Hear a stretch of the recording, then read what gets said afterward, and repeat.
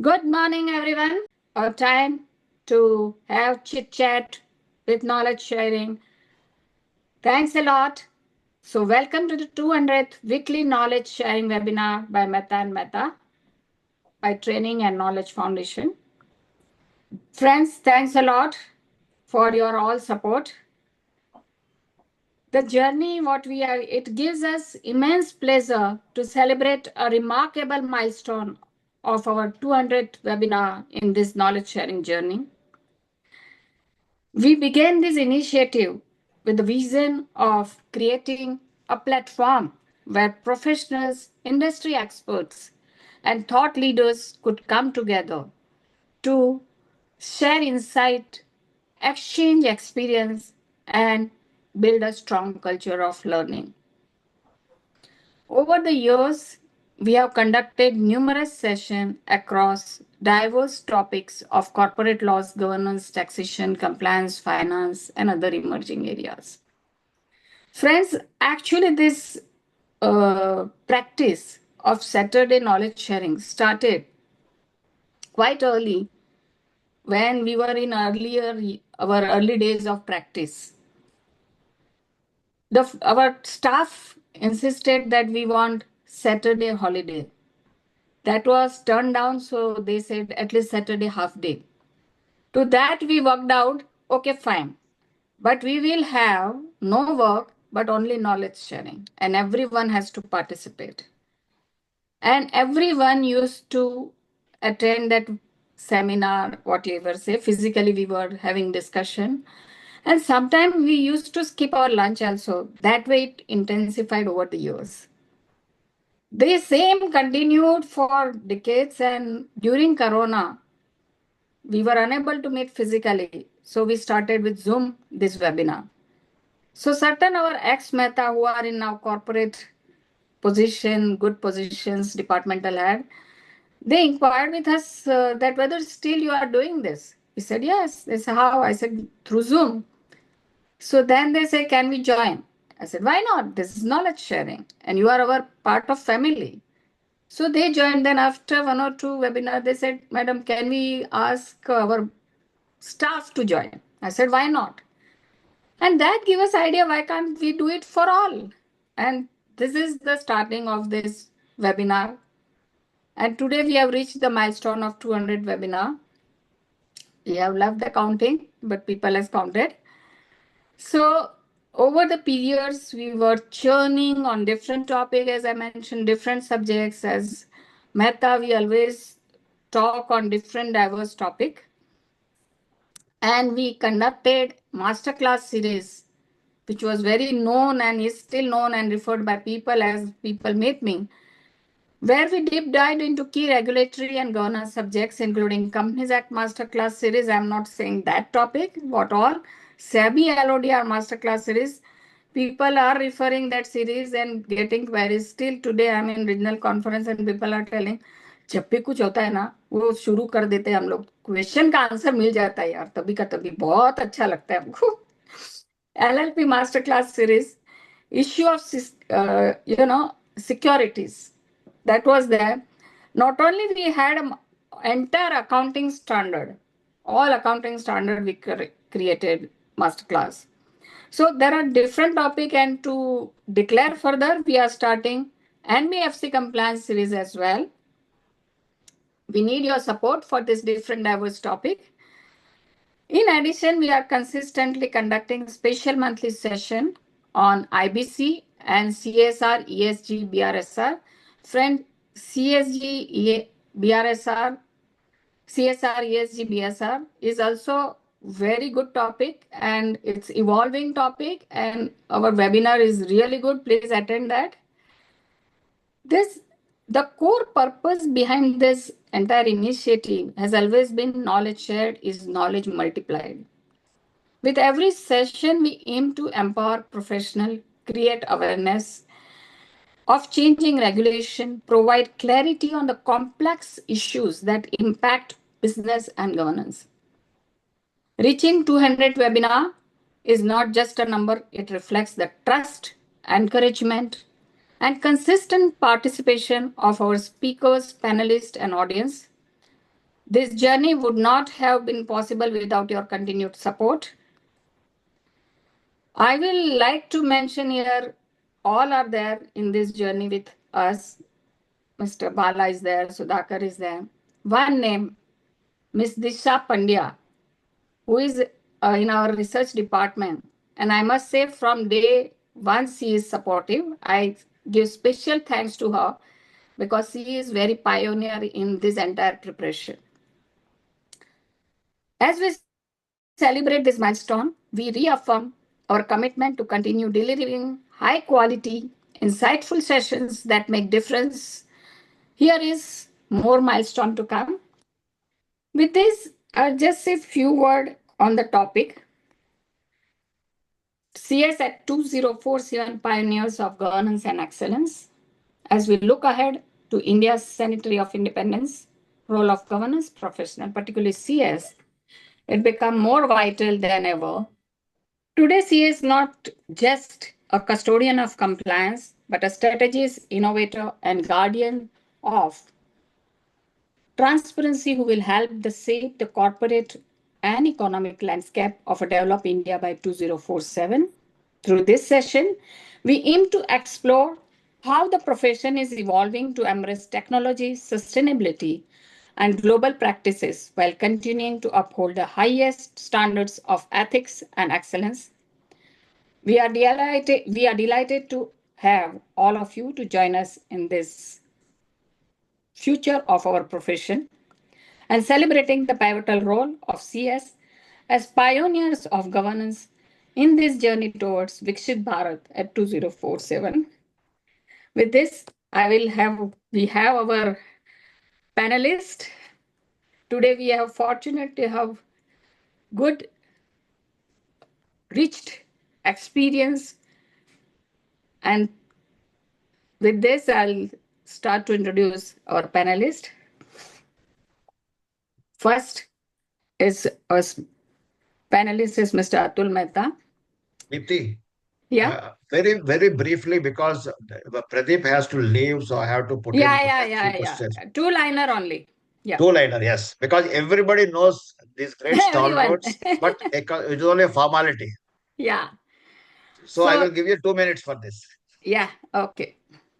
Mr. Atul Mehta, it's my fortune. I will say introduce fortune of my life. That's all.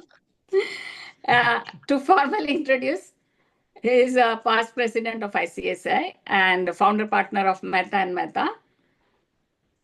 The next panelist is Mr. C.S.B. Murli, who is a CS, CFA, ICW, and who has served as a director, who is a director, legal and company secretary at Nestle India, and currently non-executive director of Dr. Reddy's Nestle Health Science Limited, and visiting professor at Nalsar. Our another panelist is our dear friend, Dr. K.S. Ravichandran. We generally call him as Ravi. And he is MCOM LLB FCS PhD, founder and managing partner of KSR and Company. And friends, he has authored several books and written several articles. We are fortunate to have him on the panel. Thanks, Mr. Ravi. Our another panelist is Sri Pradeep Ramkrishnan, good old friend, member of SSB, friend. Pradeep is a commerce graduate and CS with over 27 years of professional experience over corporate regulatory and market domain. He spent over 2 decades at SEBI, and since February 24, he is serving as executive director at IFCA, where he leads Department of Capital Markets and Department of Metal and Commodities. Our next panelist is, of course, our own moderator, Mr. Bala. He don't need any introduction. Yeah, our next panelist is Mr. Rajendra Singhi, again our good friend and member of SSB. He is a fellow member of ICSI and law graduate with 39 years of experience. He has been chairman of Corporate Governance Committee of Bengal Chamber and various other forums. He was awarded the Governance Professional of the Year by ICSI. He is the Executive Vice President and Company Secretary of ITC Limited since 2018. Welcome, Mr. Singhi. Our next panelist is Sujat Ali. Sujat is the Chief Legal Officer of Ford Partner Energy, India's leading renewable energy solution platform, with over 24 years of experience across diverse industries. And he also contributes to various industrial bodies like CII, FICCI, ICSI, etc. And our, of course, moderator is Sudhakar. He doesn't need any introduction, so I will not introduce him now. With this, I give this forum to Mr. Sudhakar. Thank you. Thank you very much, Deepthi. Good morning, everyone. At the outset, my hearty congratulations to Atal Bhai and Deepthi and the entire team at Mehta and Mehta for reaching this milestone of 200th webinar, which is one of the most popular webinars in corporate professional circles. 200 webinars means approximately it might have started somewhere in the about 4 years before. Starting anything, according to me, is very simple, but consistently continuing the same, growing is very difficult, which Mehta and Mehta could achieve. According to me, this is not a small achievement, and this is one of the greatest achievements of the firm. I got a privilege to associate with Mehta and Mehta about 2.5 years before. And since then, I also got associated with these webinars, which is growing leaps and bounds according to me. So on this occasion of 200th webinar, we thought that why not to invite some great professionals who are the gems of the profession according to me, and to discuss about the past, present, future of this profession. In fact, this is the idea why, and I'm thankful to Mr. Murli, Pradeep, Rajan, as well as Shujat and KSR, and of course Bala, Professor Bala also. Since Pradeep he has a difficulty, so what I'm doing is that a few questions what I want to ask him, especially Pradeep is a company secretary and who was in the corporate for some time, and after that he joined SEBI for almost about 2 decades. He was there with SEBI, and now he is playing a different role altogether. So Pradeep, my first question to you is: can you please briefly narrate your journey right from the beginning, how you are actually shaped up your role? In the same point of time, in the same this thing, you can also advise uh, the professionals, how to shape up their career also. Yeah, thank you, Anavaru. Thank you so much. My congratulations first and my best wishes. Annavaru means elder brother. That is elder brother in Telugu, yes. In Telugu, it is elder brother. So my congratulations first to Mehta and Mehta, the team as, running 200 webinars is no mean feat, right? And the fact that it is followed, quite well followed, is something which you should really deserve a pat on the back. Yeah, welcome. So when, as far as I am concerned, I joined both my CA and CS together, but I finished my inter CS and I finished my CS final, inter CA and CS final. So I thought which path I should take. So I thought, since I finished my CS final, I'll get to CS first. So I was working with Madras Fertilizers first, and then I joined as a company secretary in Kodari Petrochemicals, both of them at Chennai. And and that was during my training where I met my wife. She's also a company secretary. She's practicing as a company secretary. And it so happened that there was an advertisement from the Securities and Exchange Board of India. So at the time, SEBI was not known as much as what it is today. Today, you can't ignore SEBI. And so that was a time when it was not so popular. The electronic switching and all those things were just catching on. There was no LODR, there was no ICDR, nothing. It was just a few circulars here and there. So I joined, and then initially, in fact, at that time, SEBI office used to be a very rundown office. Since we didn't have space and we didn't have much money, we were situated in 3 to 4 different places in Mumbai. So initially, I had taken up some registration because the IPO market was dead. People will not be able to even believe that time in 2002, we had 6 public issues in the entire year. And there was nothing. And last year, I think we had 320. So it's quite a huge change from where things were. And it so happened that I would always consider myself a very privileged personality, because it so happened that immediately on my joining SEBI, we had a new chairman, Mr. G.N. Bajpai. And what he did, he completely changed SEBI's organizational structure to match the SEC. So initially, while I was handling only primary market department, it completely changed to the corporation finance department, where the pre-listing and post-listing things also came in. And it so happened that within 1 year of my joining SEBI, I was sitting with Mr. Narana Murthy and drafting the corporate governance code.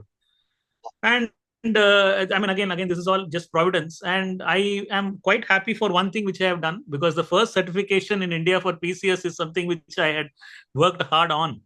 And that was in 2003. And my apologies to chartered accountants here, because at that time, when 1999, when the code had come, they had said the certification could be done by a CA.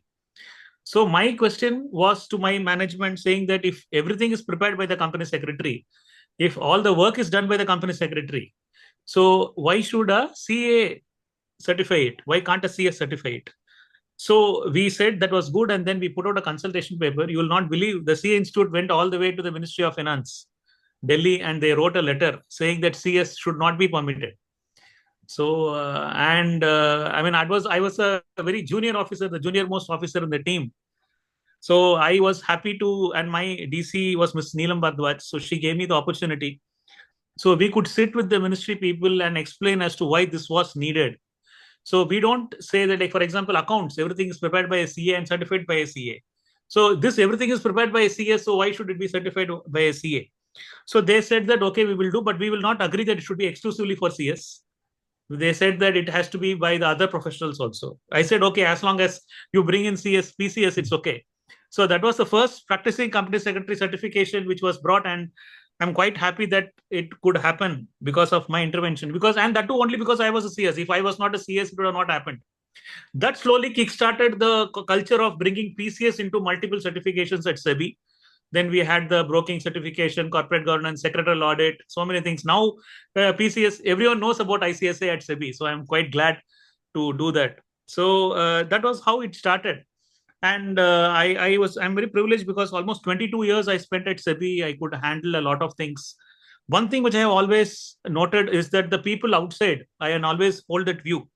All the professionals outside know a lot more than what SEBI people do or any other regulator does, simply because of the fact that you are the people who are practicing, who are sitting and looking at what we are supposed to do. Filling one form, filing a form. We can just say conduct a general meeting. Only a person who knows what it is to conduct a general meeting knows the pains behind conducting a general meeting. You can't just at a drop of a hat have a board meeting. You have to manage the egos of so many directors, right? So all these things will be only a person who has handled this will know. So that is why I always have told my management that you need to take in more company secretaries. Not just that, you need to take in people to SEBI only if those people who have experience in the industry. Don't take people without experience, because unless you know, then you will be a lot more practical when it comes to executing rules, making rules and all that. So I've tried to do that as much as possible, though it so happened that certain things have happened, particularly on related party transactions. Now I'm glad whatever I've tried to do earlier, now SEBI is wanting to revisit and try to bring certain things down. So in 2024, there was this advertisement which had come for the IFSCA. And I found that it suited a lot of my way of rule making, my way of regulation. Now, because it's a lot more light touch, we believe a lot more things can be done by the industry rather than the regulator spoon feeding them, hand holding what should be filled in column 5, what should be filled in column 6 and all that. So thankfully that journey has taken off, and I hope over a period of time we'll be able to sort of add value to the country by making this a vibrant place.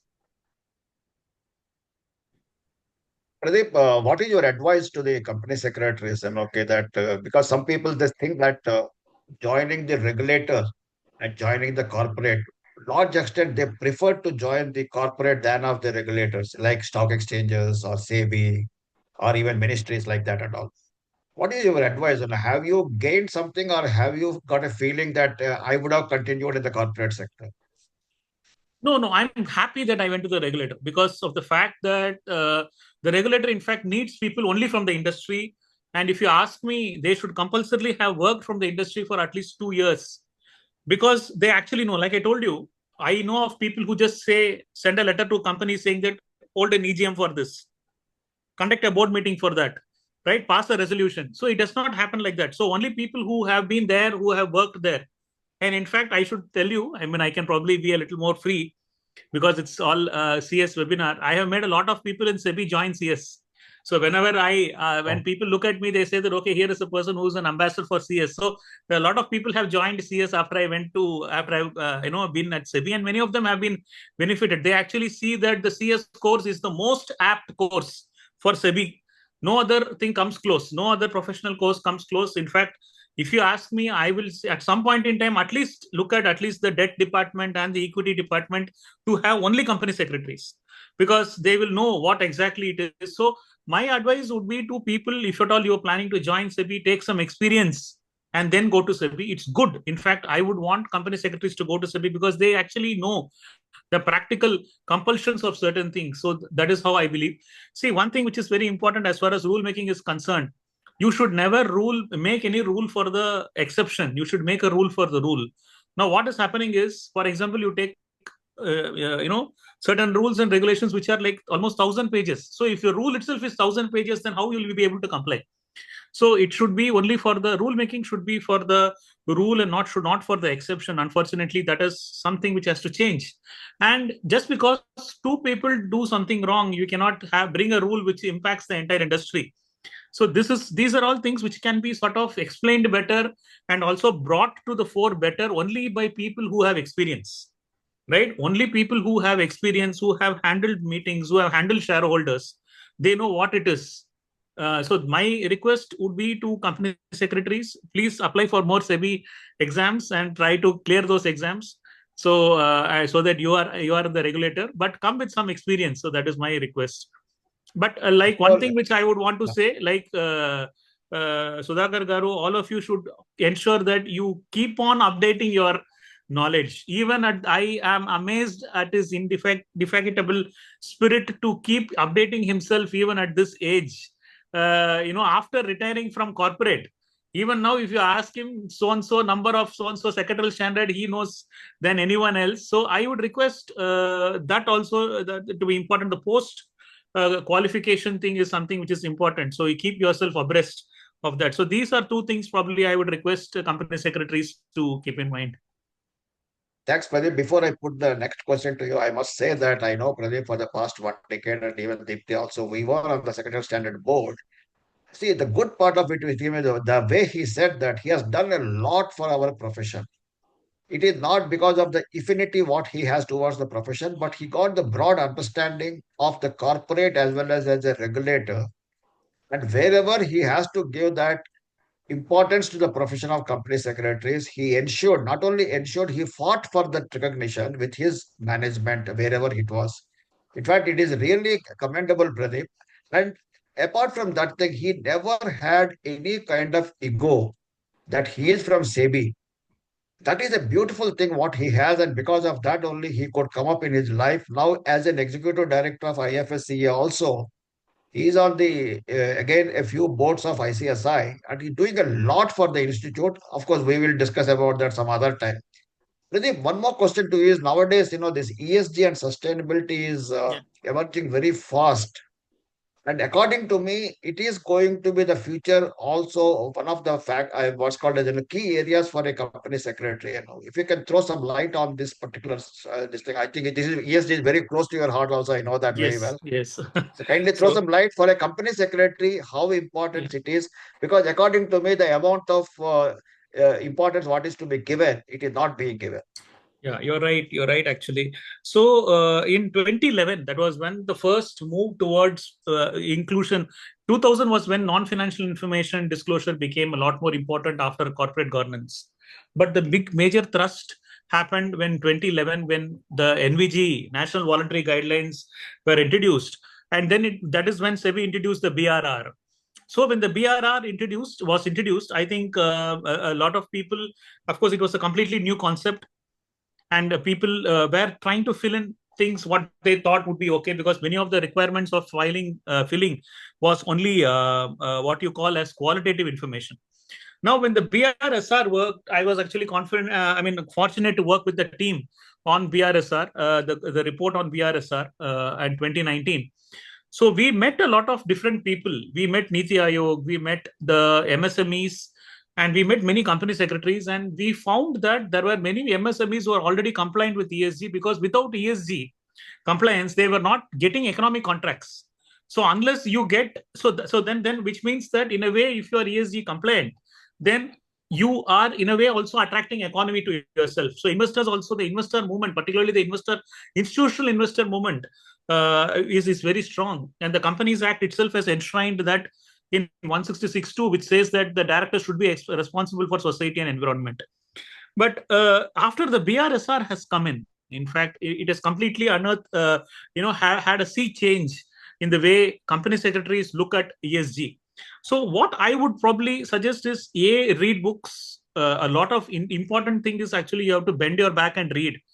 A lot of things are quite different, and they are different maybe for a manufacturing company, they are quite different for maybe an FMCG company, and a company which is into IT or whatnot. So everything is quite different.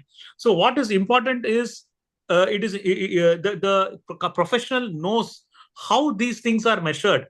So you have to bend your back and not just file this like a routine filing.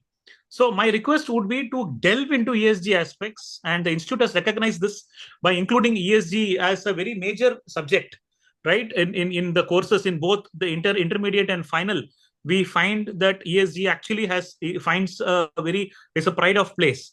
So that is something which is a sine qua non for the company secretaries. You have to read about ESG, bring that to the fore, because the only way, if you're going to look at broader things, like, so when we brought in certain rules on transition finance, recently we have done that on IFSCA, we have done that in SEBI also. So the thing which, if you take into account the sustainable finance related things that we have brought, the amount of information that is required is very granular, and a lot of information is actually required. And unless the company secretaries are abreast with the goings on in the world, like for example GRI, you take ISSB, certain things are extremely needed or are required. So one thing probably what we have done at IFSCA, and probably this is the right opportunity for me to maybe even say that, is that at the IFSCA, what we did was we have adopted a principle-based approach in probably defining what is a transition bond, in probably letting to know what is greenwashing. So maybe I will do one thing, maybe a couple of things that we have written, I would like to share with the team here, and they may like to go through it and probably understand a little, just from an understanding perspective.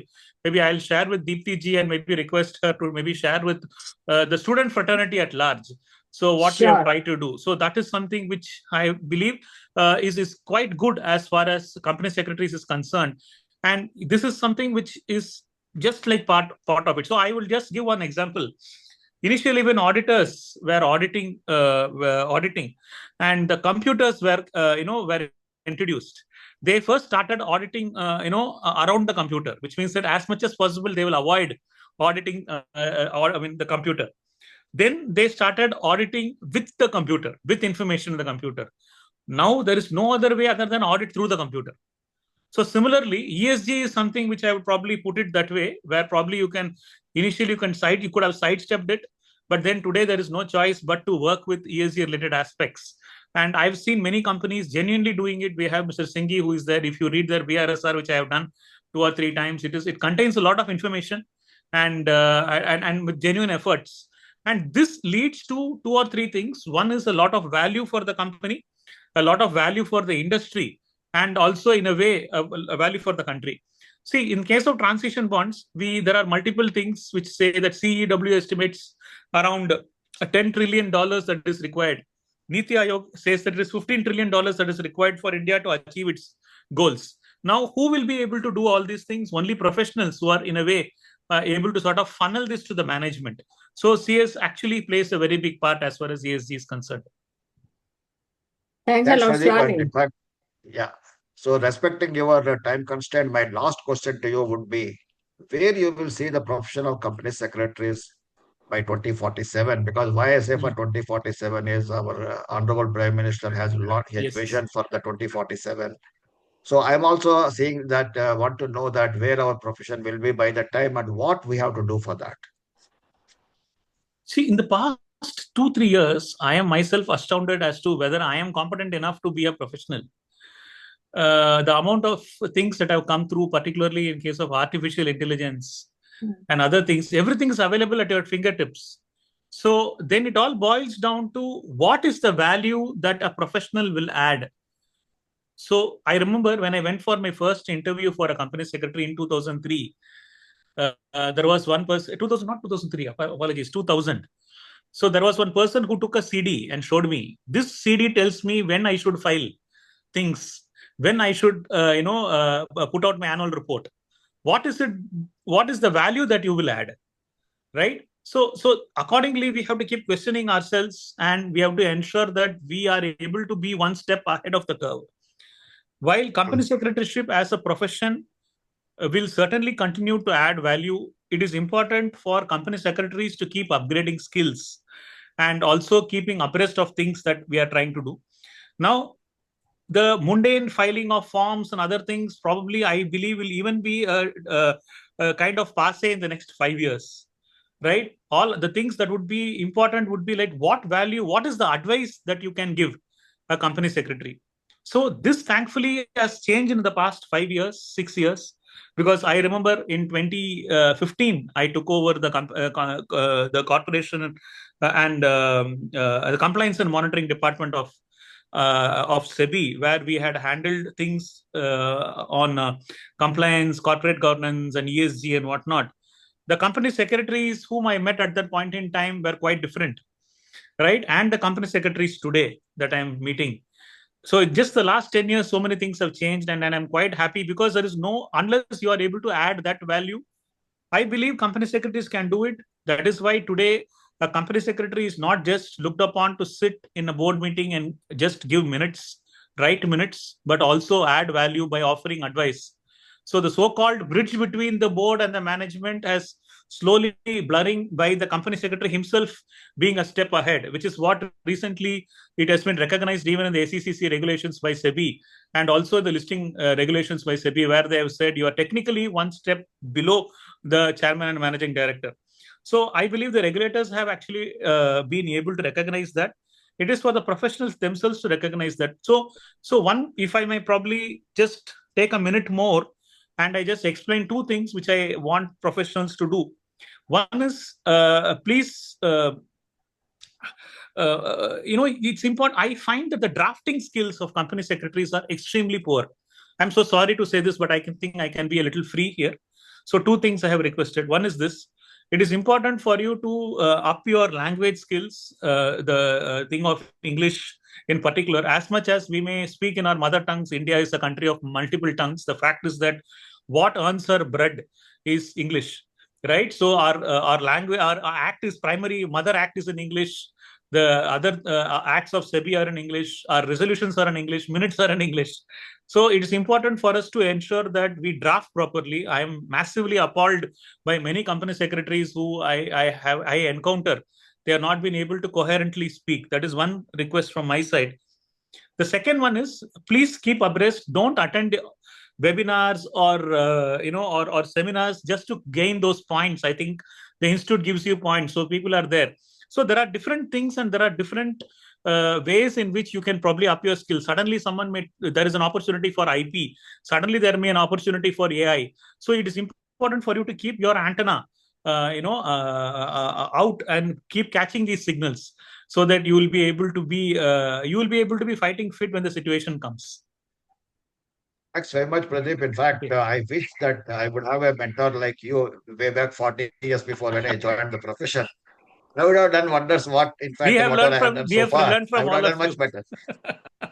I should be thankful Thanks very because much once I was again, able Pradeep. to do it. Yeah, thank you. Thank you. And Thanks very much once Pradeep, again.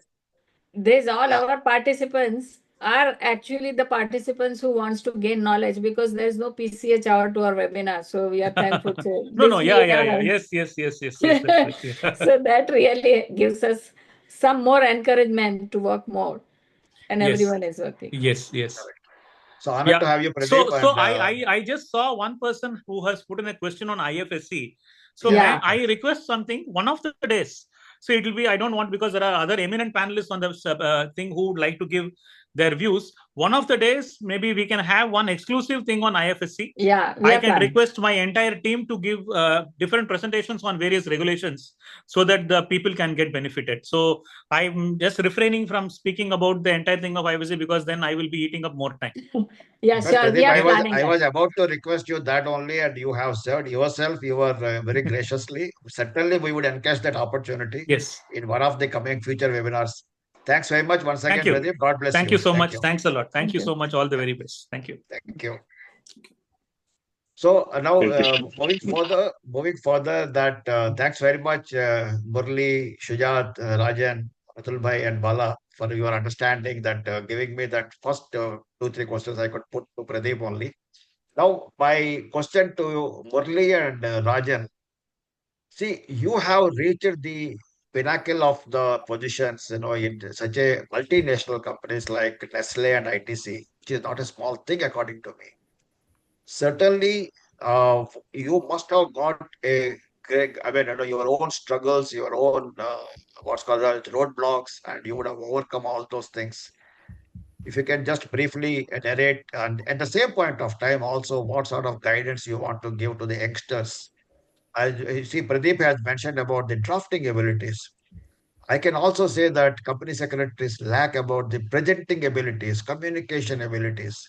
If you can throw some light, because see, the purpose of this webinar is not to shy off spelling out anything. Whatever we want to say, we have to say that. Murali, starting with you and then Rajan.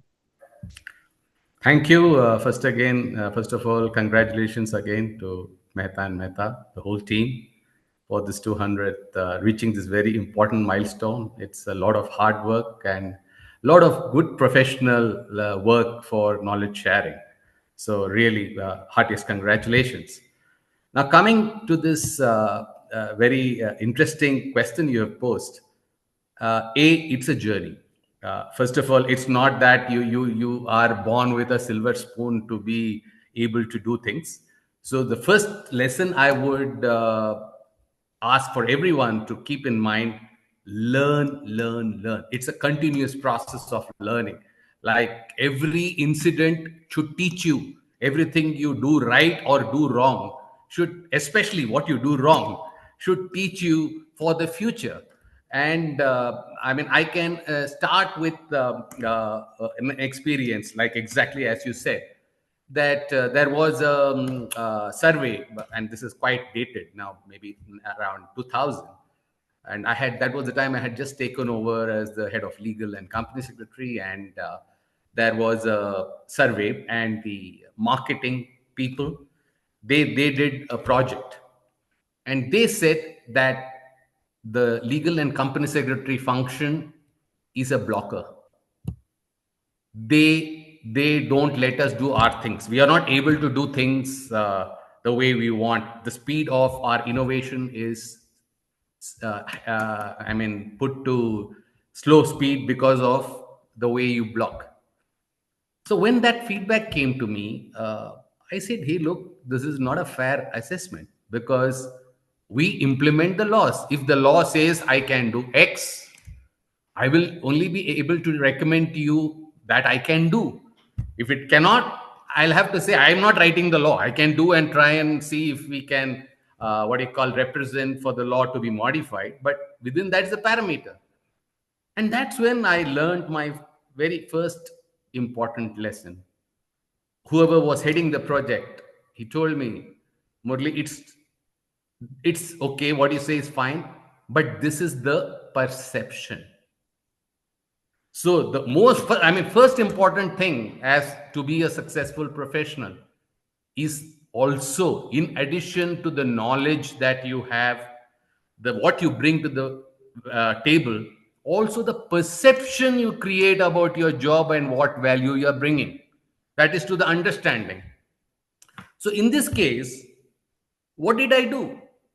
I told the team from now on, any proposal that comes, we do not know the word no. There is an answer of no is not there. You will always give a solution. Probably it may come with a couple of riders. You can do it, but you need 1, 2, 3 things to do. So from a no approach, you became an yes approach. This is particularly what you call relevant for company secretary as well, because there are many regulations where we would be able to have not have flexibility beyond a point. So the innovation or the thinking goes behind what is the answer you can give, which gives a positive, albeit as I said, there may be a few conditions, but you are not being negative about it. And second, in that very what you call difficult situation, that even you can't say that, make sure that whoever the stakeholder understands why you are saying a no. Because many times we think, oh, we are the all powerful, we are the company secretary, we know everything, I will say no. But from a stakeholder management and a perception management, it's very important that you are able to also explain to the person why, if I were to allow you this, what are going to be the consequences, why it is not in your interest of your business or interest of your function. So so therefore I think the first is the perception, and I think I will probably keep this as the main theme, because in our role, along with the perception, is the key. I mean, communication you addressed, Sudhakar, and I think I would put premium on that. It's because the role is such that we are the conscience keepers. When you are the conscience keeper, you will run into conflicts because of the simple reason that each one of us has a different approach and a different mandate in the company. You are the conscience keeper, but let's say the business or the finance or XYZ, they have different goals. To them, they may argue, if this is okay, why are you saying no? Or where do we draw the line? And that's where the skill of communication, of advocacy, of when I say advocacy, it's what? It's not just saying that, hey, you can do this or you can do that. Not like that. It's about explaining the rationale why you are saying no, supporting it with, say, industry practice. Because you see, otherwise you could easily be labeled as someone who is too conservative. And for us to succeed in any sort of cooperation, you have to be seen as creating value for the business. If if you just wear the hat of a compliance officer, you will remain one. You will not progress beyond a point. If you have to grow, you have to be seen as contributing to the business, even the compliance function. You can, with proper advocacy efforts, create the environment that is adding value to the business. It takes is, let's say, someone doing a mistake or a misdeclaration or not declaring under the insider policy. How do you take that issue to drive home a message as to how it is so harmful to the overall? While it may be an individual issue, it impacts the organization.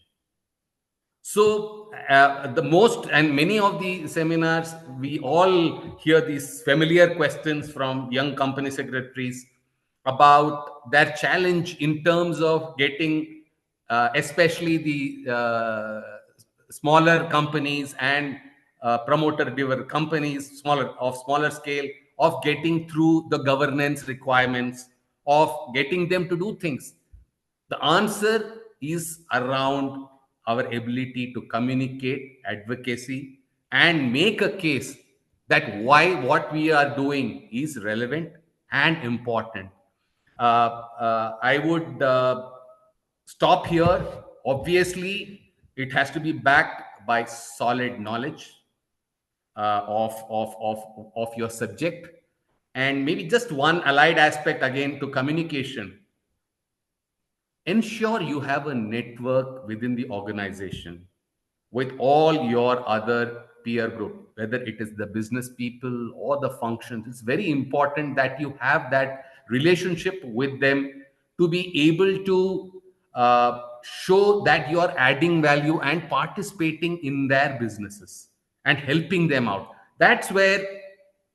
Uh, that's where you will stand out as an equal in the management team or wherever, whatever structure you are in the company. Thank you. Excellent, Murali, excellent. In fact, I don't know how many takeaways the participants have noted it, but I have 7 takeaways from you, whatever you have said so far. And again, the same thing, I wish that I would have met you 40 years before and I would have got these takeaways and all done wonders. Yes, Rajan. You're always very, very humble, over humble. Yes, Rajan, as a ITC head, what do you want to say that, how your journey and your struggles and what the advice you are going to give to the youngsters, how to reach your position? Yeah. So first of all, my congratulations to the Mehta and Mehta for the 200th webinar and compliments to them for this noble task of knowledge sharing. That's a great job you all are doing, kind of thing. And I'm privileged to be here today on this special occasion. And coming to the topic, see, Sudhakar, like you said, everybody has the struggles to join, like you don't reach here, kind of thing. I still remember the first day when I joined this company. We used to have a housing loan scheme of the company. Then some files have been given to me, and you look at it and do whatever. So 2 times I went to my boss. Third time I went to him, he said, "Listen, chum, you have been thrown into the pond. If you know how to swim, you come out, otherwise get drowned." And that is the day, like it started like that. Then another small incident which happened with me, those periods, marketing guy, they were selling cigarettes kind of thing. They're very smart, savvy, and all that. Somebody has sent me, I used to wear those safaris that time. I went to the guy with some papers, etc. The way he looked at me, like a kaun jungle ka janwar has come here, Jew.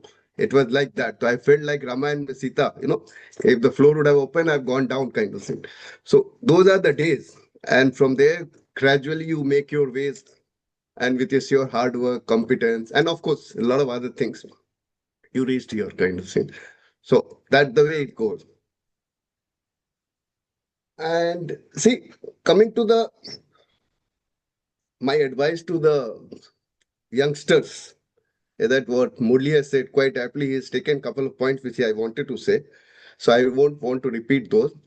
But I'll say a couple of more points, more from the law point. I'm not talking on the legal aspect. I'll talk little practical aspects, like perception, confidence to the management, etc. Very important. But other thing, what advice you give to the management, that's very important. Always somebody asks you, yes, this is the way it has to be done. So in my life, I always, whatever I know for sure, even if I tell my MD, but I'll go back and check the provisions once. Have I given a wrong advice? Have I given a correct advice? Because based on my advice, some decision he will take. So always please check back. Whatever you're saying, if you're not sure, even if it's a out of doubt, please do recheck. And if it is a wrong, you have given a wrong advice, there is no harm. Go back to them, I stand corrected, and this is the way it should be. It is a provision or it should be done like that kind of thing. So that's one principle I've always followed. The other part, which always I kept it about the passion for my work. If you're just doing your, okay, compliance officer, come do this kind of, if you take it as a duty, nothing is there. You have to have a passion, whatever you're doing. You should love the job. And that's what I also do. I love my job and have a passion for it. So that's very important. Otherwise, ठीक है, आया duty किया and you go back kind of thing. Third, for the management to give confidence, what he said is, anticipating queries. Whenever chairman or somebody senior guys ask you something, one query, one problem, when you go to him with one problem, then it's a very narrow approach. You should think what 3 more questions he can ask, and you be prepared for this. And then you go. That is the way you will get he will get confidence in you that this guy is prepared. Yeah. And another thing is give price to your signature. Don't sign anything like that. Your signature is very important. So you must give your price. Like whatever you're signing, whatever you're doing, please think through, look at it, and then you sign, kind of. And of course, with passion there comes the pride. So take pride in your work. Whatever you're doing, you should be proud of it, kind of. So these are very briefly, these are the points which I'll give as a practical thing rather than legal aspect, of course, upskilling, you have to read every day, you have to update it, etc. Those are there for everyone. So I don't want to talk about that kind of. So this is what I'll leave it here. Excellent, Rajan. In fact, look, add price to your signature. It's a great takeaway point. In fact, whatever you said. But coming to you, Atul Bhai, that you have started your professional journey as a practicing company secretary. And also you have reached the position of chairman WRC, after that the president ICSI. And you were president ICSI, at, if I'm not wrong, at 2015.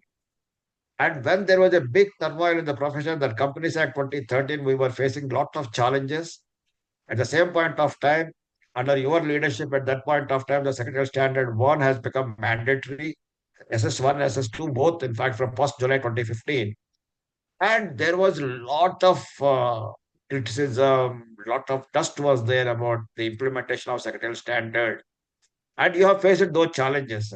Okay, so briefly, if you can narrate your journey also in the same way, and look how to reach that. And similarly, after presidentship, according to me, during the presidentship, you are the king. And after that, what happens is several people face a kind of a downturn syndrome kind of thing. If you can just narrate all those experiences of yours. And again, your advice to the youngsters. Yeah, so thanks, Sudhakarji. Again, thanks to the seniors who are part of our this 200 journey. And it was a very difficult task for me and Dipti, because somewhere, somebody has to be there on Saturday, 11 to 12:30. So either we and myself and Dipti sometimes used to fight also. Anyway, so now answering, see, I'll tell you my journey. I worked in the industry for 5 years after my qualifications, where I was very fortunate to have a lot of exposure with respect to public listed company, IPOs I've handled. For NBFC, I've launched a fixed deposit scheme also. That was another milestone which I achieved. So after 5 years, then I took a plunge into a practice. And probably since then there is never looking back. That time Dipti was also was in employment. So within a year, I told Dipti also to resign because the work was increasing. And since then the journey started, Mehta and Mehta. And yeah, so now I was a president in 2015, and I remember, 1st July 15, and my almost the later part of my the presidentship, like starting from July to January, the time just went, explaining everybody how this secretarial standard is going to be useful, and it is how it is going to be benefiting the corporates. And let me tell you one thing, there was a lot of halla gulla with respect to secretarial standard. And said, look, you made us a kind of administrative person, numbering minutes or hand delivery karna, ye karna, wo karna. And believe me, trust me, and it was not only from a medium class company, but it was, there were a large group, they called me and they said, what are you doing, Mr. Mehta? So, but anyway, the secretarial standard, actually, we had a team which were doing and preparing, for a very long time, and it has seen the light of the day when I was a president. But yes, I, as a president, my job was to sensitize across country. I've been to various places. We have organized many seminars to sensitize the secretarial standard, and we were successful. Now, during that time only, the second part of the 2015, the Ministry of Corporate Affairs, they have set up a company enrollment team, where I was part of that committee, and with me, in this team, we had more than 30 people, representative from the institutions like RBI, Stock Exchange, SEBI, and we had Mr. Devastali of L&T that time. Of course, now he's more, and Bharat Vasani of Tata Group, and yeah. So I still remember we also had a representative of a Chartered Accountant Institute, the president of CA and CWA. And yes, we have run through the whole Companies Act because I think all of us, we know sometimes the rules were overriding the sections and all. So we have run through the whole Companies Act and given a good suggestion also. And of course, it is ever changing.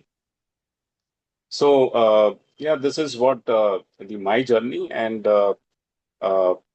I don't know, Sudhakar, you had any other question also? Sorry. Yeah. Your advice to the see, as a past president of the institute, according to me, does a lot for the betterment of the profession, and according to me, the fraternity, the students or the members, they are not availing what institute is doing to that extent. We are supposed to do that.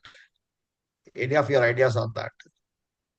So I think, Mr. Sudhakar, our institute was set up sometime in 1968. And the first 5 decades has just gone in establishing. Okay, the first decades was, just to make sensitize about the institutions and create an awareness about the CS professions. So the initial stage, it was like sensitizing the world that, what CS can do. And let me tell you one thing, the ICSI has played a very great role in transforming the company secretaries, those early days company secretaries, into the governance professionals. Now, you also had this. Now, see, the second stage was the Company Secretary Institute also has supported government in forming various regulations like companies law. Then you had the SEBI laws, because most of the time, whenever you used to have anything with respect to Companies Act, okay, it has to be referred to the ICSI, and so the ICSI, our institute, has also played a very important role in forming corporate laws like Companies Acts, SEBI regulation, and your insolvency bankruptcy law. So I definitely compliment the ICSI for shaping those corporate laws. And of course, the ICSI has also played a very important role in grooming the youngsters by having various set of training programs. And of course, the institution has also played a very important role with respect to the national building. By having investor protections, the corporate, governance, So yeah, this was the journey, Sudhakarji. Before coming to you, Bala, that in fact I want to check with Shujat. Shujat, throughout your in fact, about 25 years plus, last 10 plus years, you are more giving importance to the ESG related area than as a company secretary. And I know that you are so passionately attached to this side of the this thing. Plus, in addition to that, of course, as far as the technical, this technology is concerned, artificial intelligence, machine language, and all the things. But we will come to that as a second part. But first is that as far as the same question I put to Pradeep, this ESG, okay, and CSR, to what extent according to me, our professionals are not even scratching the surface. Okay, and it is a very niche area and the future for the profession. How we have to gear up for this, Shujat? And you did a lot in this particular area. Yes, sir. Thank you, Sudhakarji. And congratulations to Mehta and Mehta for organizing this webinar. Just Sudhakar sir, one clarification. You didn't mention not much on company secretary. Just to clarify my role.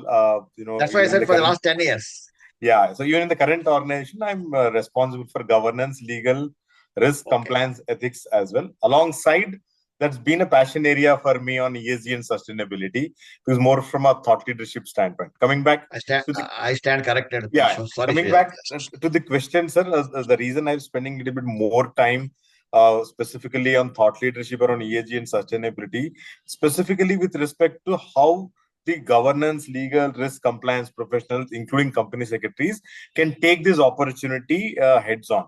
Because for any new area, I think we don't have competitors. Because typically, for all old areas, we keep telling, we have CAs or all of that stuff. But for when a new area is there, I think it's a level playing field for all of us. And I am very closely observing this field as to how some of the top management consultancy firms or technology consultancy firms have started building up a specific ESG and sustainability practices, and they're hiring significantly. And when I really look into in our profession, I kind of evangelize and try to say that I think both members in employment, also in practice, can specifically start adding value in their roles, be it in employment or into the or into the practice side of it. So, of course, BRSR reporting is something which is already there. Members are already working on it. But what is lacking in the industry, in most of the companies, they don't have one integrated department. I mean, as you know, we are already there in the governance aspect of it, the corporate governance. And of course, to a certain extent, the CSR, the S aspect of it, a lot of company secretaries are evolving. And I keep seeing titles where company secretary and CSR and all that stuff.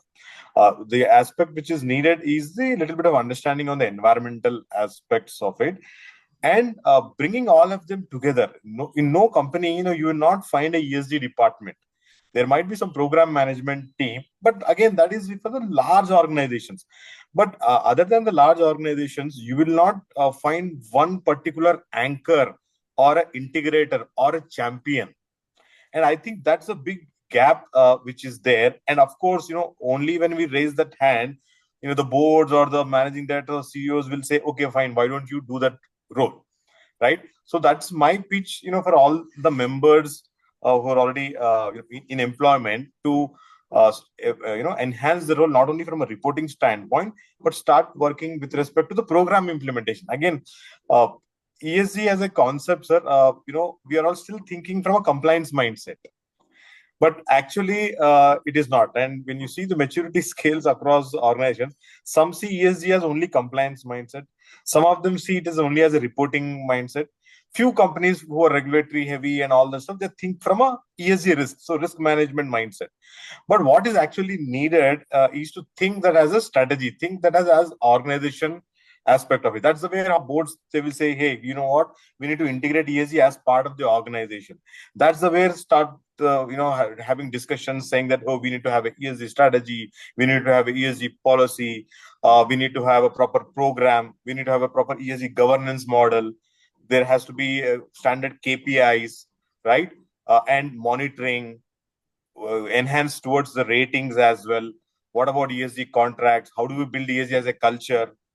If you and okay, what technology is needed? So from that standpoint, if you wear a proper consultant or a problem solving mind lens, it throws a lot of doors. And my submission is that, instead of thinking with this siloed mindset of risk or a compliance or a reporting, think from an overall champion. So I think if we start doing that, I'm sure a company secretary in employment who have raised that hand at the beginning, over a period of a time, if he starts doing all of these aspects, I'm 100% sure that of course, that company secretary title might be there.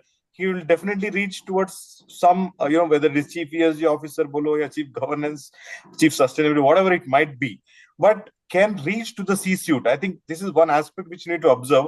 How many company secretaries in employment can find the photograph in the website of the company? I'm asking this, question slightly in a blunt manner, but I don't see that.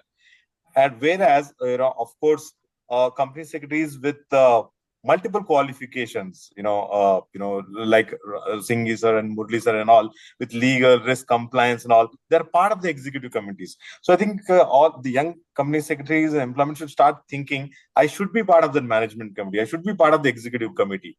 And for that, I think ESG gives a good opportunity, for us to get that particular seat, along with the, the great good work on the governance which you're already doing. So I think that's my thought. And from that standpoint, what do we need, right? I think capacity building, And all those points, what my fellow panelists have said, is fully applicable. And if you just replicate the same thing to the practicing, company secretaries as well, again, we all know we have conventional areas of practice, but ESG and sustainability is also equally important practice. Of course, a lot of companies may say, hey, you know what, top companies will have big consultants and all. Fine. The gap is the SMEs, MSMEs. There are a lot of companies who don't know any of these stuff. They don't know the policies, kaise banana hai, programs kaise banana hai, drafting and all that stuff.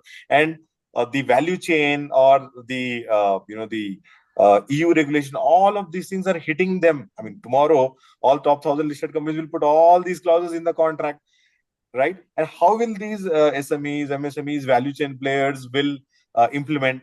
Who can help them? And they can't have a large leadership team. And that's where I think, practicing company secretaries can have a dedicated practice on ESG and sustainability, can help through all of these process. Of course, they can support the large organizations as well.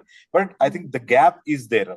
That's what I feel. And of course, further the start point is that, we need to understand, we need to learn, unlearn, relearn, understand all of those terminologies. And I'm sure, Sudhakar, we've worked on, decoding, ESG FAQs. I'm sure that will be released. Yeah, so I think we all have to be students back again and start, working on, these subjects. And I'm pretty sure that this is something will be of a great value add for the profession. And at the end of the day, it's the right thing to do. I mean, if you link it to the, the India goal, or if you link it to the global goals, and we don't need to talk the why part of it, because this, again, I just like Pradeep offered himself for a dedicated session. For that, I offer the same thing, specifically only on ESG and sustainability, and how, we can build programs and all. I'll take it up a little later. Again, this is again a passionate topic for me, so I've restricted only on this topic. Thank you, Sujat. Yeah, thanks very much, Sujat. Echoed my words, each and every word. I do the same thing with all employees CS I met and all practicing CS. I said, you have to raise a hand, say, I will do ESG. Cultivate that. I was feeling that you are speaking as such that way. And surely thanks for your offering that, because we are running ESG and BRSR and CSR webinar separately, monthly series. We'll surely invite you. Yeah, over to Sudhakar. Yeah. In fact, I was about to say that same thing, deeply, that in fact, some of the participants might be knowing already that, considering the importance of ESG and CSR, we are running a separate webinar series on once in a month. And Shreya, definitely we will avail your offer to at that point of time. And similarly, you have a lot of what's called a knowledge about the artificial intelligence and other tools and all, which how we will be able to get this thing. We will have a full-fledged webinar. At the same point of time, I will come back to you again on that. Bala, you're the senior most now, as far as the professionals concerned. I think over 4.5 decades of experience you have. So where the profession was, where the profession is, where it will be. Briefly, your thoughts on that. Good morning to all of you. Today, Bala is playing a different role. Every time he used to ask the questions, and today he is answering the questions. It's good for a change. Change is always permanent. Good morning to you. I am really privileged to be part of Mehta and Mehta ever since the program started from the day one. It was actually Dipti who invited me, and I am there for the last 4 years. I've been there in the program. I am really fortunate to be part of this particular team. Our pleasure. Coming to the profession, some or other, what happened is I took the life as it came. I never planned anything. I never wanted to become a company secretary. I never planned to be a company secretary. Initial 10 years, I was working with the machine and machineries. I was actually working as a head of planning and production department. Then while doing the studies, because I started my career in the humble way when I was metric. Then I got studied because continuous learning I believed. So I did BCom, MCom, LLB, ICWA. Then I did company secretary. Even later portion I did by UK company secretary, even internal audit, and even business management, etc. Other things. And I think probably after 10 years working with the machinery, Suddenly somebody approached, what are you doing? This, etc. Then I said, you should be in finance, accounts, costing. What is this? Would you like to come to our job or company? I just went there, I got selected, I joined in that company. But somehow that I could not gel with the company because it was a private limited company with a lot of discrimination, etc. and other thing and all. I was thinking, what is this? Then suddenly somebody met me and he told me, why don't you join our company? I went there. I think probably I joined in the finance. I was been all along a finance person. I rose to the position of the controller of accounts maybe at the age of 40s. The company went to public. They wanted a ready-made company secretary. Those days, especially the foreign venture companies, they were particular about the headcount. They never wanted to increase the headcount. Oh, you are the ready-made company secretary, you be the company secretary. That is how I could join as a company secretary. One point of time I was a controller of accounts and company secretary. But over a period of time when the company went to public, those days we had that regional stock exchanges. We got listed in Pune Stock Exchange, Calcutta Stock Exchange, Madras Stock Exchange, Bombay Stock Exchange, NSC, all those things. Then the compliance and other thing and all become too large. I said I will not be able to handle both the functions. Ultimately, I gave up the finance function. I remained as a company secretary. So I'm a late starter around the age of 40. I was fortunate to work with the expatriate managing director in my life. So when I work with the expatriation part, the expatriate, there are a lot of learning which actually come to me. One thing is there, which I never used to use very freely, like, my apologies, I'm sorry, I stand corrected. These sort of things freely started coming later, which I picked up in number one. Number two is I always learned, rather than justification, we should work for the rectification. That is one thing which I learned from them. Then the next thing which we came to there, because these are all being the top people, although we are well versed in the law, etc., and other thing and all, we need to be very brief, to the point, and focus. It is like that. In fact, Sudhakar would recall it. If we go back to Ramayana, when Hanuman comes back and meets Ram, he used this brief, to the point, and focus. He used to simply, he never came back and said, oh, hello, Ram, how are you, and all those things. He came, the first word he uttered is seen. Next word, Sita. Third with own eyes. So that, brief, focus, to the point, which I have learned in my company. When we came to the adding value to the profession, we need to take, you know, to be part of the management. We don't take, I got to involved in the cross management team. I got into myself nominated to many of the cross-functional teams, including, credit control team, sales policy team, etc., and other things and all. And another thing is that, okay, value adding is okay, but at the same time, we'll have to also look into eliminating the non-value adding services in the organization. There are a lot of duplication, there are repetition, there are a lot of things which are there, where, we work with the principle of eliminating the non-value adding services and combining the things wherever it is possible. And this sort of the things we started working like. To be very frank with you, many company secretaries would like to handle IPO, FPO, etc. But somehow my learning has been all along after I joined the company secretary. The moment I joined the company secretary, within no time, company went to public. I was able to handle an open offer, which came from the things, which was a great experience. Then listing, that was a great experience, all the stock exchanges, compliances, etc. Then at one point of time, company wanted to, those days company, they are a very pessimistic. They were putting everything in the general reserve. Money was lying there, enormous money. Around 10 times of the paid up capital was in the general reserve. They thought they wanted to distribute by way of the dividend. So we were already paying around 300, 400% dividend. So I told them, by looking at it, I see, we cannot do it without dividend trans rules, etc., everything and all, unless we get the government approval, we cannot. It is difficult to get approval. Those days. So they said, no. Why are you saying negative? You should make an application. No, I will make an application. I'll do everything. But the thing is, looking at it, this is what it looks like. I have a different plan. No. You do what we say. All right. Government rejected. Then everybody said, what is this? This is happening. I told you, I already told you. Still, we can do it. Then ultimately they said, what is to be done? We done the compromise and arrangement scheme company with the shareholders approached the High Court under Section 392, 392, 394 in 56 Act. We actually got the approval. We distributed the cash to the shareholders at that particular time. So really speaking, people are looking such a value addition. Similarly, company has been a cash-rich company.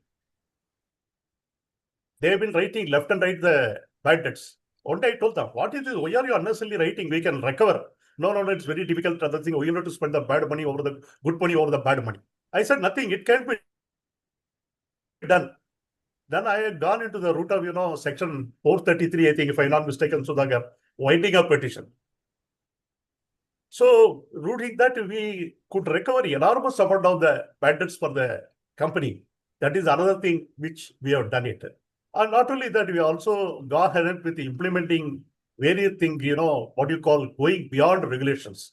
If you see the balance sheet of the company in the year 2005, 2006, you will find much before 2013 Act, even much before the LOD or regulation came into, we actually formulated CSR policy, whistleblower policy, vigil mechanism, business code of conduct, and the ethics policy.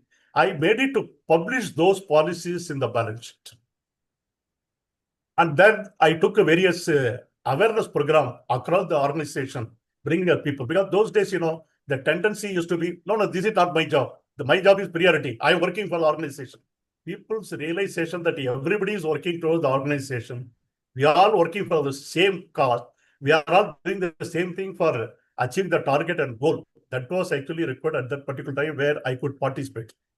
And a very important thing was the company was having, I'm talking about what you call a licensed Raj. This company had about 5 manufacturing units, around 34 branches and 24 stock points, etc.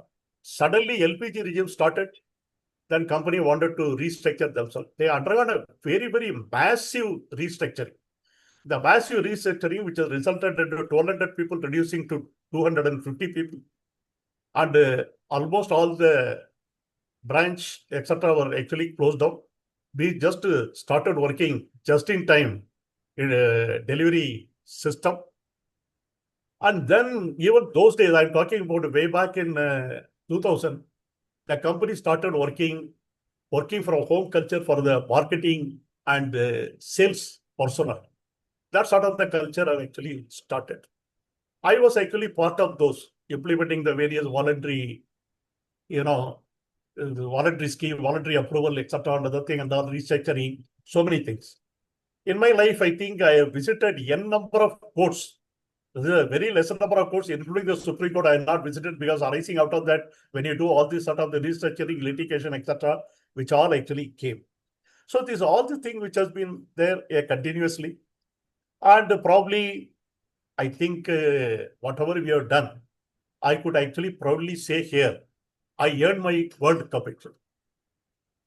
Meaning, in the year 2007, I was the first Indian to be recognized as the second world best company secretary from the UK Governance Institute. Those days it was known as the Chartered Secretaries Administrator of UK. Today it is changed to the Governance Institute.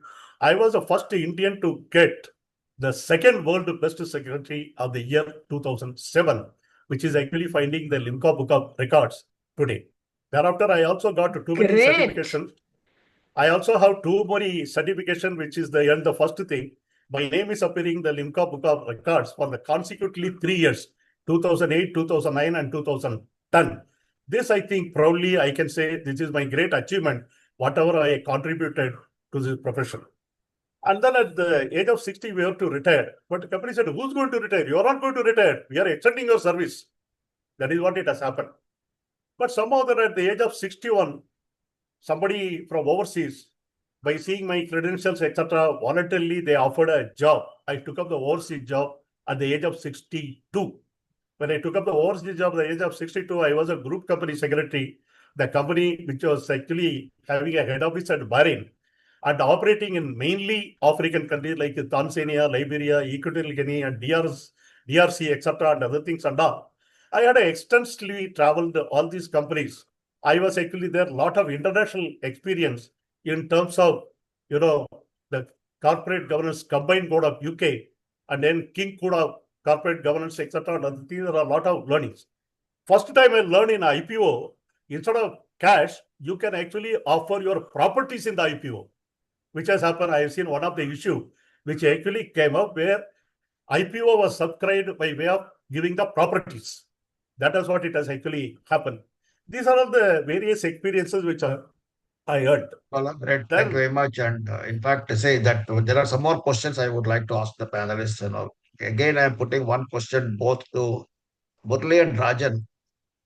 Uh, First, now I will ask Rajan and then Murli how the boards have evolved during the past 3 decades, especially post Companies Act 2013 and SEBI listing regulations 2015. Rajan. First and foremost, the board. And Rajesh, one more thing. At the same point of time, also kindly share with us any ticklish issue at the boardroom where you are not prepared but handled it. Okay. So, first and foremost, the board has become very tech savvy now. Post COVID and all that, though people didn't know about Teams, didn't know about Zoom and all that. But today, everybody, all the director, irrespective of the ages, they know and they can attend online seamlessly, etc. So that is the one big change which I see. That's one. Second is today, because of the regulatory change landscape, the way it has changed. Now everybody at the board has become aware of this, that there is something. So they are not taking it lightly kind of thing, They ensure they seek accountability of the people. Is it happening properly, not properly? Then they seek questions, etc. So they've been very, very quite conscious and aware of this. It's not the chalta kind of thing. It's not that. And of course, third is with the independent directors importance. So now people are generally, it's not like that, okay, whatever the executive management is saying, it going through, it doesn't happen. So you have to be prepared very well because they do ask questions. And so you need to be prepared that unlike in the past, okay, management has prepared a proposal, it goes there and then it changes. So I just to give it without giving a particular instance, also the how board works, like we have a CMD, which is a chairman and managing director. So he at times we wear two hats. So as an MD, okay, something has been proposed by the management to the board. At the board level, he himself asks some questions, and he's saying, "No, I'm not, late independent." He taking the board's view in a different 360 context. Then they say, "Yeah, you come back and do it." Come back with the proposal. It's not that he, as an executive management, has recommended, but there he acting as a chairman of the company in true spirit, and then he raises questions also. So those kind of awareness, etc., has happened a lot there, and now I think these are the major changes. Besides, of course, they are prepared nowadays. It's not that they don't come to the meeting just like that. They are well prepared. They go through the documents, etc. They demand documents also in time so that they can come and prepare kind of thing. So I'd say by and large, that's the way it works. And coming to the instance which you said where there was a conflict in the board and then how you have come into it. So first and foremost, I say my board since 2000 onwards, it's a very, very cordial board kind of thing. We had issues in 94, 95 when parent major shareholder wanted to, take over the company, etc., that kind of thing. So it happened after the 2000, say it didn't happen. I will take back to one particular instance which comes to my mind, not necessarily with the board, but it is related to in the sense of the shareholders and board. In 1994, we wanted to get into a power sector.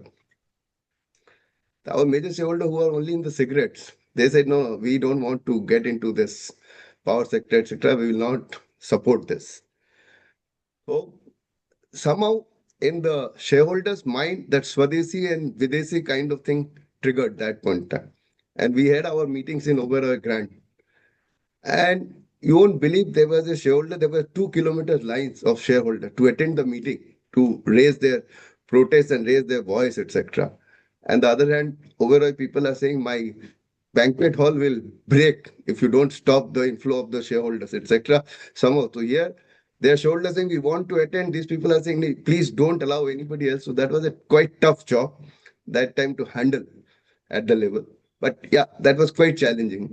And at the same time, how the board mechanics work, then government also intervened. We got two FI's nominee director overnight and the board, etc. Those kind of things has happened. So those were quite a difficult time to handle. So I would say that was the most challenging thing I handled.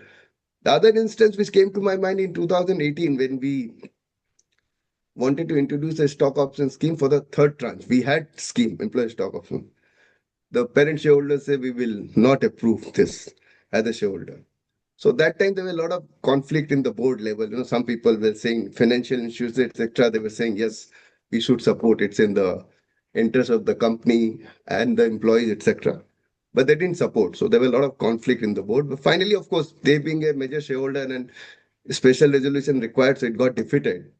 But then from that time, we worked around with our major shareholder. And today, last year, you'll be happy to know this year we got another sanction for the fresh equity. So that's the way how you manage. Of course, a lot of credit has to go to the chairman, but we have heavily supported him kind of thing with the data, figures, and speaking to those guys.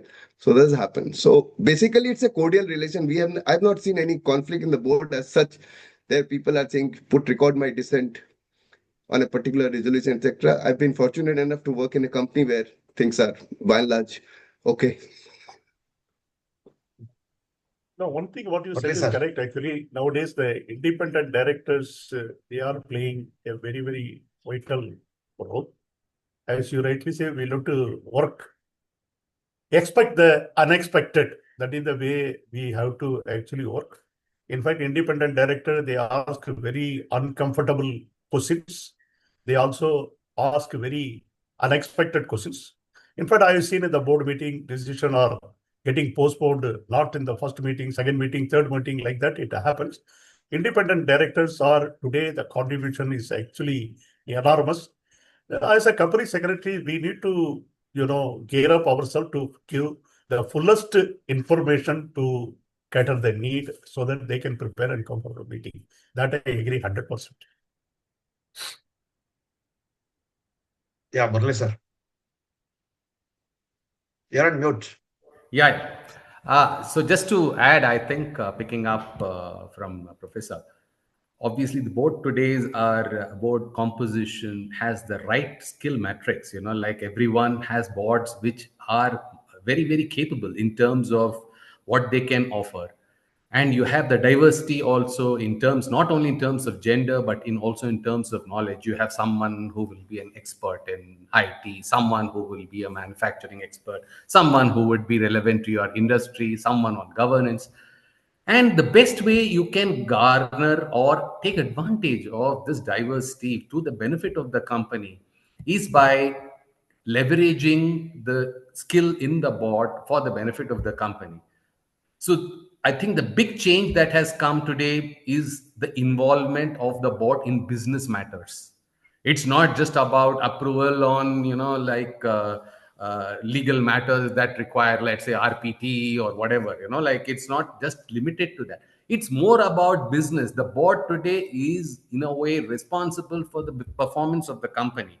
And if you want the board to discharge that responsibility, they need to know about the business, about the competitive environment, why something is doing well, why something is not doing well, what are the risks. We keep talking about AI, what are the threat that AI is bringing. And I know for currently many boards are discussing impacted by the Trump tariff. They are all discussing how do we get the manage this risk that has come our way.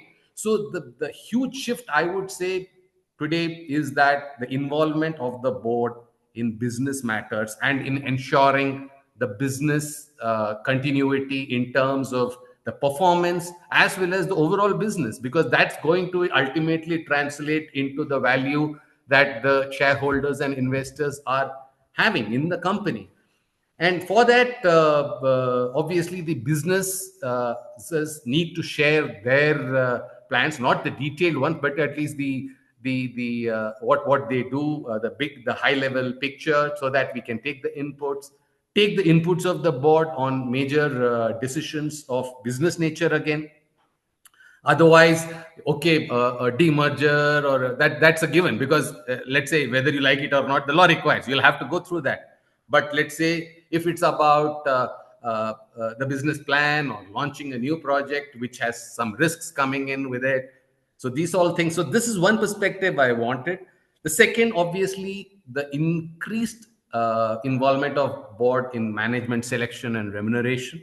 I think it's like different. It's no longer that you just select some director, whether it's a fellow independent director coming on the board or the MD. Even if it's an internal succession, there are a lot of what do you call things that have to be made available to satisfy the nomination remuneration committee, the board, on the suitability of the candidate, the remuneration that is being proposed. And let's also not forget that today the board decisions are also subject to scrutiny by proxy advisories. Like, so therefore, there's a first level check. Like, they are also very conscious that, look, if I am going to recommend something, it shouldn't fall on my face tomorrow that we either did not apply ourselves fully or we missed out something. And I mean, I think financial oversight, I think everyone knows about it. But yes, the complexity of it, with every scam that is reported or irregularity that is reported, the pressure increases. It may not be directly, but that leads to an indirect sort of pressure on the audit committee, the board, that are we doing enough? Are we missing anything? So that is another perspective which is coming in, and we have spoken about it. It's not only now about the financial performance, but also the non-financial performance. And obviously, all our boards, you do have people who are experts in societal issues, whether it's on sustainability related matters or CSR. So that is again a topic which is much more actively discussed. The non-financial performance is also equally discussed. And if you see, interestingly, all the releases that the companies make, even if they are talking about their quarterly results, there will be something on what is happening on the societal front. Either it's the CSR activities or it is about sustainability. So that has become, that's the positive, I would say. We have been talking about it becoming a part of the business. I think the risk management, I just spoke about it. I think it's really a very, very serious subject. Again, looping back to what I started, unless they understand the business and are aware, what can you talk about the risks that the business faces? Because we may talk about legal risks, that's another cup of tea. But when we are talking about business risks, the board has that responsibility also. And now it's about ensuring, in any decision, ensuring the interest of all stakeholders.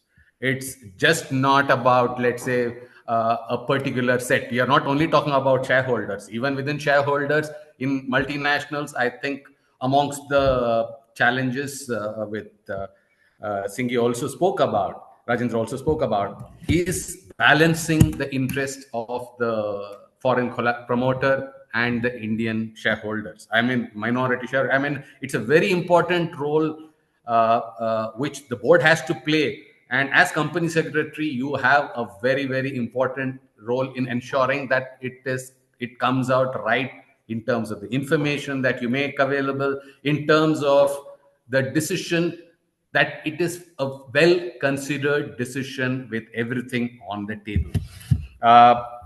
If I may, maybe you spoke about some sort of difficult situations, like there was a director against whom an order was passed by SEBI. And now the discussion in the board, what should we do? Because now, as the company secretary, I have to play a neutral role. I can't say do X or Z. So you place the matter, okay, legally, this is not unless it is, if the person is going in appeal, the person is not yet held accountable. So what do you do when the person goes to appeal? So then you had this thing, the ethical dilemma versus now. I mean, like even now, the the act that has now been bill that has been proposed in the parliament for disqualifying legislators. Now, this is that sort of an ethical dilemma. Like, you don't know whether the person is actually going to be held accountable or responsible for any violation. And here you have to take a decision. The board is very concerned because each of them are people of repute, that look, how should we deal with a situation like this? And ultimately, it had to, over a period of time, give way to that director ultimately stepping down, although not held guilty.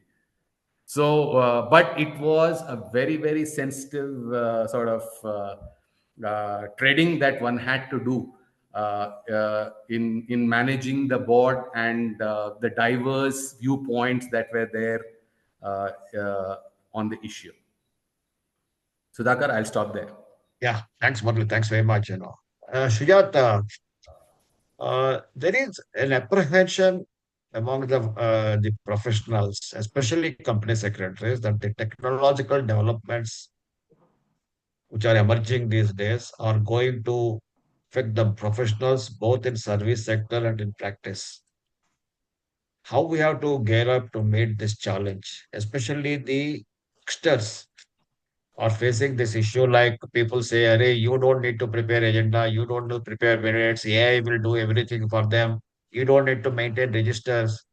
So especially the juniors, the company secretaries, and in fact, in one of the forums, they say that better not to join the profession of company secretaries or even the legal profession also. If you are a litigation lawyer, it is a different thing. Otherwise, they think that as if the technology can take care of everything, it can replace the human being also. How you will address this apprehension of the budding company secretaries, Sridhar? Yeah, thanks, Sudhakar sir, for asking this question. Firstly, I think, of course, this is one topic which is being discussed everywhere, and it's not restricted to only the company secretary profession or a law profession. I mean, as we see, the same question is being debated with the technology, the programming world or the artistic world. I think pretty much every aspects of it. And in last 1-2 years, I think the AI or Gen AI and artificial Gen AI and all of those concepts have been evolving. And I'm sure some of us also are using it in our workspace and all of that stuff. So firstly, I think a point of relief is that it's not only our profession which we need to think this as a challenge. It's all the professions we were thinking, be it HR professionals, technology, and all that stuff. Now, coming to the second point, I would say while it is a challenge, but more importantly, it is an opportunity as well. And I think, this is not a new thing. I mean, back in days when Windows 95 came and all, we remember, when computers came, what's going to happen and all of those stuff happened. But we have evolved, from that space to the smart technology to the e-commerce and all of those aspects. And today, I think, on one phone, we're doing pretty much all the stuff. So technology is moving, at a faster pace. And I think that will not stop. I mean, that will continue to move. And all we have been doing and we are doing and will continue to do is to adapt and see how we can use this to the best of our abilities. I think that is a very fundamental, aspect. Now, coming to, with respect to the profession. See, any profession, when we do our areas, there is a strategic element, there's a tactical element, and there is an operational element, which is at the bottom of the pyramid.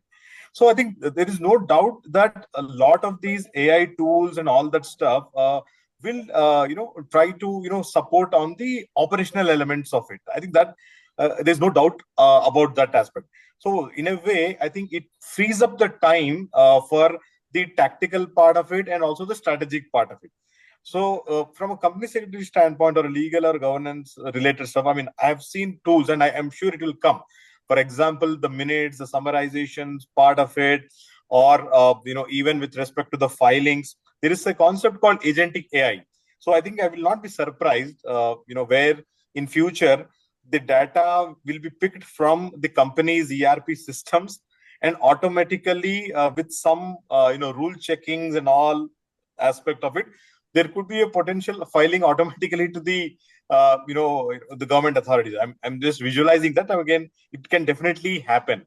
So what can definitely happen is a lot of these operational related, administrative related aspects, will significantly be using the AI tools. There is no doubt about that. Even at this point of a time, be it on research, be it on drafting, be it on litigation or compliance, on various aspects, I think there's a new as term called RegTech or legal tech. There's a new startup communities which have emerged only to create these kind of tools. So I think my view is that rather than seeing it as a challenge, see how we learn these aspects first. I mean, this is one common question people ask: will AI replace company secretaries? Will AI replace lawyers? My answer would be yes, it will replace, but it will replace the people who are not adapted to AI. If a company secretary or a compliance professional is already adapted to the AI, he will replace the the company secretary who is not adapting AI. That is definitely going to happen.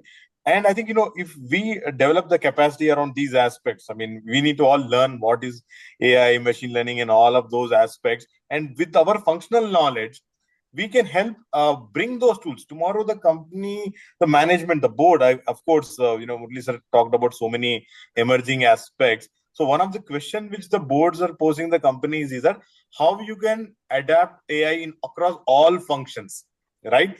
And of course, on the governance and all the stuff. So at that point of a time, I think company secretary should be the champion, of course, with the knowledge and tech savviness to say that, okay, I know the functional knowledge, I know the governance elements, I know the risk elements, I know the compliance aspects of it. Okay, and I'll try to work around the systems and technology so that the company implements these tools so that efficiency, effectiveness is improved, and better decision making through data analytics and all that stuff. So here, when the time is freed up on the operational or administrative side, I think that time is utilized for implementing these tools for a larger good of the company. So I think that's the way how I see, because right now all those statutory registers and all of those aspects, I think it will be at a click of the button. Already there is there. I mean, it's not new. I mean, for example, compliance management tools were there, litigation management, research, all those tools are already there. I think what is being added is the AI layer of it, and that is growing pretty fast, and it will grow. So I would say, rather than apprehension, I think we should say yes, that is the fact. It's going to impact, and the faster we try to adapt on these aspects. For example, today we all have to. Yes, if you permit, I will intervene for Sure. 1 minute. Please. Put a counter question is that, Please. see, you as a company secretary, apart from the functions what as a CS you have to perform, you make ESG and AI as a domain of your own. Even at the institute level also, but if any program on ESG is there, Shujaz Ali ko bulao. If anything relating to AI and other tools are there, Shujaz Ali ko bulao. Koi committee form kiya, Shujaz Ali ko laga usme membership. Now, the company secretaries are having a very dilemma. There is so much is happening in the profession. If they have to read ESG, it is too technical, समझ में नहीं आता है. AI again the same thing, समझ में नहीं आता है. People think that अरे भैया वैसे ही time नहीं है. There is so much of pressure for the time, and out of that, how can I carve out my time for the things जो समझ में नहीं आता है? How you could do it? That may be No, helpful sir. to the others. No, I think so. These are all part of the the game. For example, if I'm spending that time, I don't have a hesitation to say that in future, if some company wants to appoint some board members, my name should come. I mean, that's the way bluntly I'm thinking. So it means that you need to work on your own career. You know what's the demand, or what will be the gaps in the future. So similarly, for the youngsters and all, when they know that there are particular areas where the demand is going to be there from a corporate side, we naturally have to spend some time. Of course, the point would be how I work on the current areas and all. From that standpoint, see, I think we have our own teams to build up and all. We need to think again. I will say ki if you're doing a particular task in 2 hours, we need to see how we can reduce that time from 2 hours to 1 hour, by building proper teams, or building proper processes or using technology. I think we need to free up the time from that standpoint. And of course, I think some of these learning abilities are purely personal, because they need to take some time out. For example, this workshops or the panel discussion is a great example. I mean, only if people are interested to learn, they will spend some time on the Saturday afternoon, right? So similarly, I think only people who feel ki, okay, I want to think from a growth mindset, I want to be extraordinary, of so many lakhs professional, I want to be in few hundreds and thousands. Those are the people who will spend time, take online courses, attend workshops like this, read some books and all that stuff, and try to compete and try to be relevant. And of course, all of the panelists talked about, and there's one good book of Marshall Goldsmith, what got you here will not get you there. So I think from that standpoint, I think we can't sit on our laurels anymore. So from that, I think that's the way how I would see.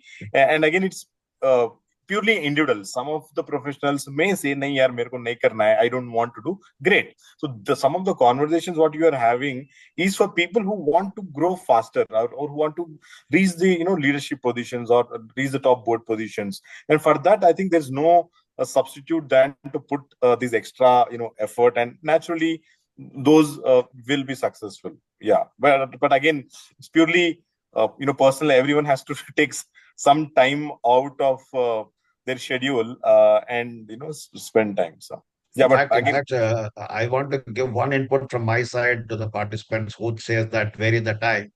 In Reliance, when I was working, we always used to say that Mukesh Ambani got 24 hours. You and me also have 24 hours. The amount of work what he does and the amount of work what we do, there is no comparison, absolutely. So you have to carve out, you have to find out your own time. If you have a will, you can do it.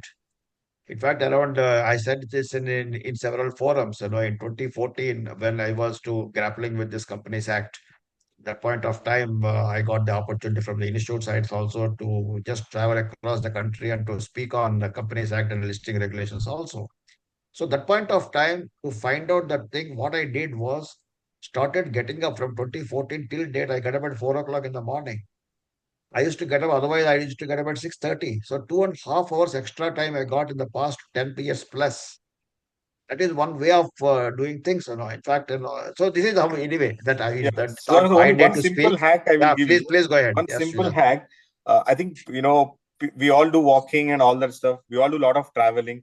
I think if you just use the travel time, and now you don't need to read some stuff. I mean, you have Audible, you have podcasts and whatnot. All you need to do is listen. So I mean, if you're able to find a small slots like this, I think that adds to our learning time. I mean, need not be always reading as well. Yeah. Both of you actually really said really, because everybody has got only 24 hours. You have to find a time. If you want to do it, always you will find a time. That is one thing. Second thing is, as Ali said about the technology, etc. Yes, I also agree. Technology will actually help you in doing the things right. But nobody can, at the same time, doing the right thing is more important than doing the things right. This is what our management guru, Peter Treger, actually said it. Really speaking, to translate into it, efficiency is coming, doing the things right, whereas the effectiveness will come doing the right things. That is what we have to aim at it. Because nobody can take away the minds, because machine cannot replace the human thinking mind. Because company secretaries are going to have that. That is where our utility should actually come in. Rajan, you want to say something? I just, on the issue of this 24 hours and all that, I'm saying another important aspect, people have to start, the company secretary start think proactively. What you do today, which can save up some time for future. Just to give an example, I thought I'll give it because that was just recently happened. In our insider trading code, when you get a shares under the stock option scheme that you are supposed to hold for 30 days. Otherwise, there's a violation. And inadvertently, it used to happen by mistake. Somebody inadvertently have sold it. And then it goes to the management committee, it goes to the board, it goes to the SEBI and all those paperwork, etc. Then the one day thought came to me, how do I stop it? Because NSDL, CDSL don't do. They only do the corporate action. If window is closed, then they freeze your shares. Then I took up this with NSDL and CDSL both, that can you block it for 30 days for us? They said, we have never done it. But then after 3 months of talking with their legal cell, etc., I'm happy to say they have done it. And we are the first company when we initiated and they said 30 days, okay, for first 30 days, when you give me the allotment advice, 30 days the shares were frozen. So there's no question of any violation takes place. So, people have to start every time they keep thinking what we do. How do we proactively work on certain things rather than just, okay, yeah, ho gaya now, paperwork, etc., and move on. So that way, for future, I've saved some time. If cumulatively I took a 10 compliance, 10 violation, then again 10 card paper banao here, there, then go to the board, go to the SEBI and all that. This is a small example, but I'm saying these are the examples people have to start thinking every time proactively what else we can do. Agree with you.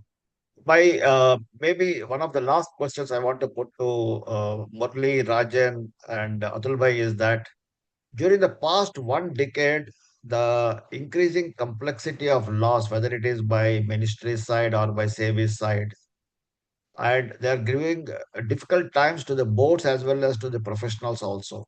How to meet this challenge? Do you think a time has come now to divide the boards into executive boards and governing boards? Because this concept is there in, if I am not wrong, in some countries, especially in a country like Australia, it is there. Governing board is separate and executive board is separate. So ultimately, the board will be there. Because see, now what happens is the entire board cannot ensure all the compliances. Say, for example, related party transactions. This is so it is becoming a kind of a mammoth task for the companies to take care of this related party transactions. And same is the case with Regulation 30. So, and ultimately, it is that everything is responsibility of the board. So the boards are also in a tricky situation. Why? How can we take care of everything? A time has come, maybe that we have to divide the boards into the executive board and the governing board, and the governing board focus more on the compliances and the executive board focus more on the management side. What is your views on this? And to start with, Atul Bhai, that because you are an independent director on several boards, you might be facing the same situation. Yes, Sudhakarji, I'm also a director in a couple of companies. Now, I agree with you. In future, because the kind of a plethora of regulations we have, like I'm a director in a company which is into sugar business, Bajaj Hindustan, where we have a 14 factories, in UP, 14, 1-4. And there are plethoras of laws which are applicable to that, factories, right from those labor laws and then food laws. And there are a lot of regulations, regulatory for the sugar industries. So going further, I mean, you can't expect the independent directors, to be, responsible or to be knowledgeable, as an independent director, I have my own limitation as an with a compliance kind of a background. I make sure, or rather, I give assurance to the board also. I mean, I ask those relevant kind of questions whenever there is a kind of a compliance issue or any kind of legal issues. But no, I think going further, it's going to be very specialist. So I mean, I agree with you. Probably, I can expect or I can foresee there'll be some provision in the Companies Act also with a governing board and the independent directors. Yeah, I rest here. Sudhakar. Yes, Rajan. I have a little different take on this, Sudhakar. I personally feel let's not dilute the essence of the board as a whole. Ultimately, they are not to dilute responsibilities between that. Of course, what is required, your point is absolutely right. You need to have a proper governance structures. Like, for example, you have a management committee where the directors are there. You may induct one independent director kind of thing for this kind of matter to look at. RPTs you raise, there is an audit committee separate. Some board, some members are there who has to deal with that.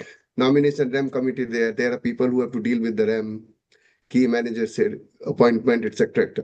So you can tweak your governance structure in a manner rather than diluting the responsibility of the board into.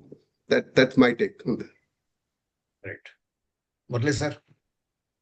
I would say that I would go with what Mr. Singhi said, and support that with a compliance compliance committee.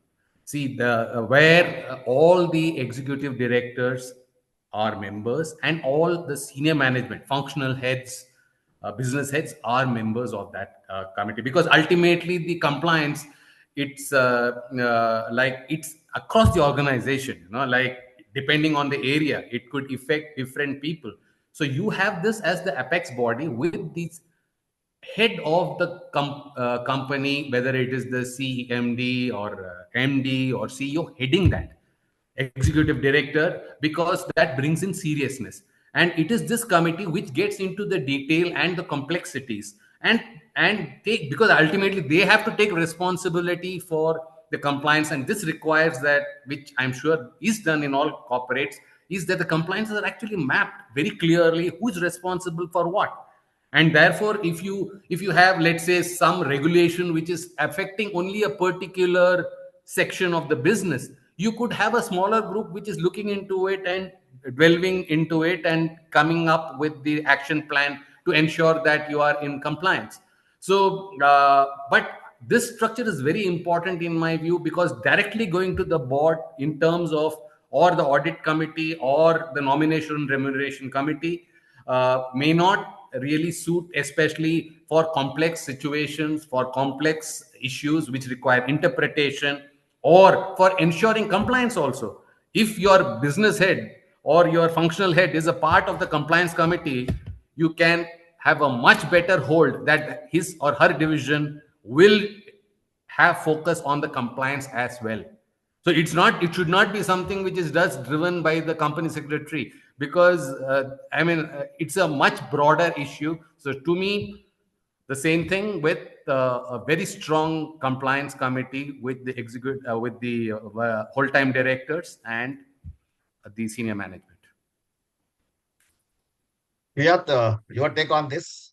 Yeah, so I think, my take would be at an executive level, most of the companies already have an executive committee, which also, has a board members and, senior leaders and all of that. And of course, the board structure can, remain the same. But I just want to share a practice which is prevalent these days, specifically for the reason that, to attract some right people to take their, inputs on advice and strategy and all. A lot of people say, yeah, I don't want to get into the statutory boards, responsibilities and all that stuff.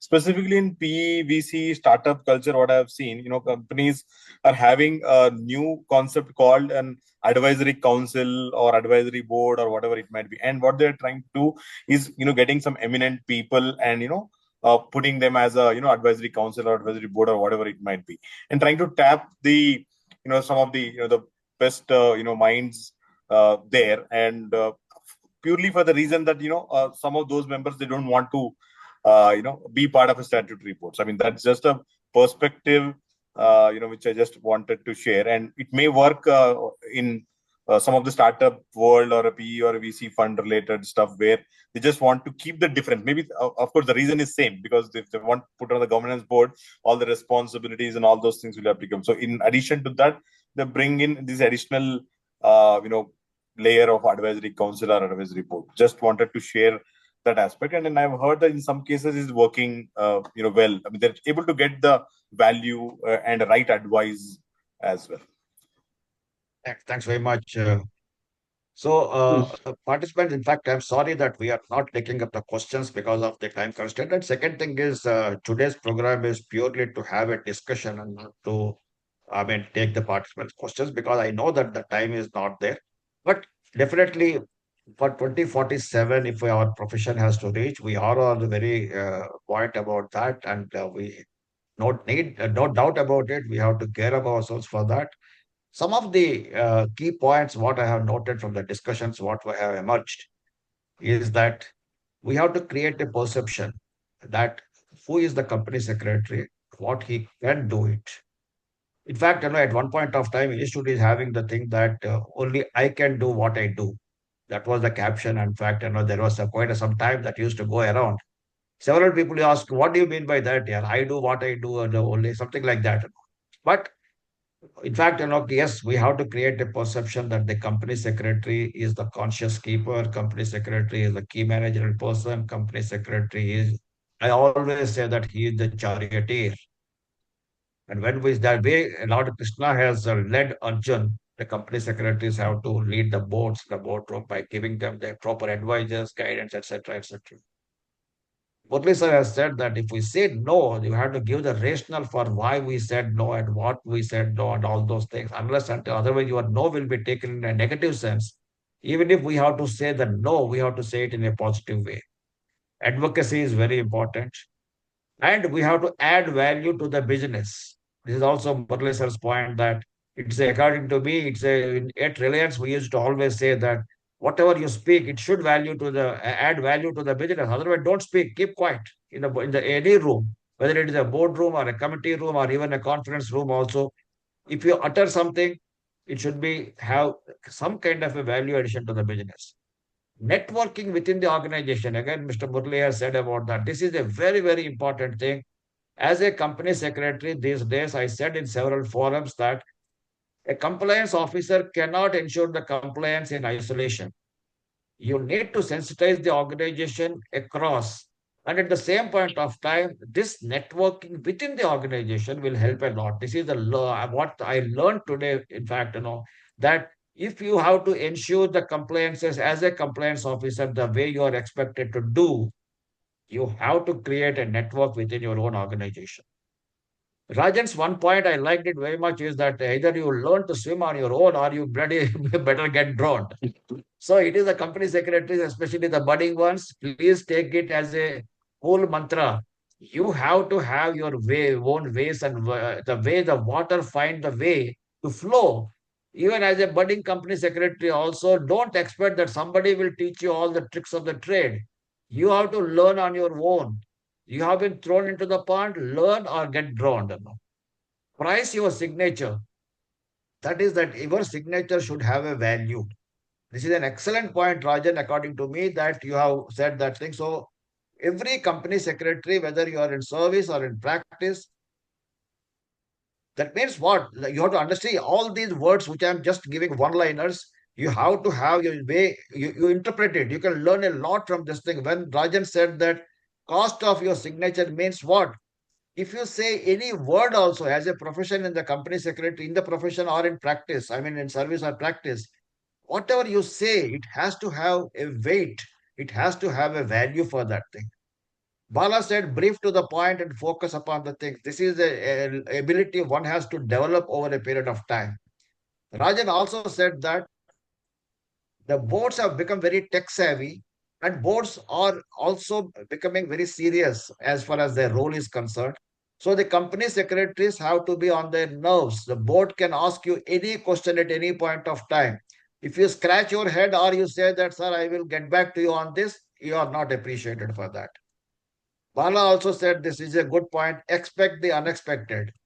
This is a very great learning for me also that every company secretary should have this thing. Please be prepared when you go and meet your senior. He will not ask you what you are prepared for. He may ask you something else. At that time, you say, sorry, it is not out of syllabus question. He will not answer to you. It will not be accepted. Involvement of the board is increased. The pressure on the board is there. That means pressure on the board means it is a pressure on you only. Non-financial performance, yes, these days that is also equally important. Not only the financials, but equally the non-financials also, and being discussed at the board meeting. So company secretaries are averse to financials. Pardon my saying that, but several company secretaries are not comfortable with the numericals. But at the same point of time, now they have to deal with the technicalities also, like your BRSR reporting and other things. And then balance the interest of foreign promoters with the Indian shareholders.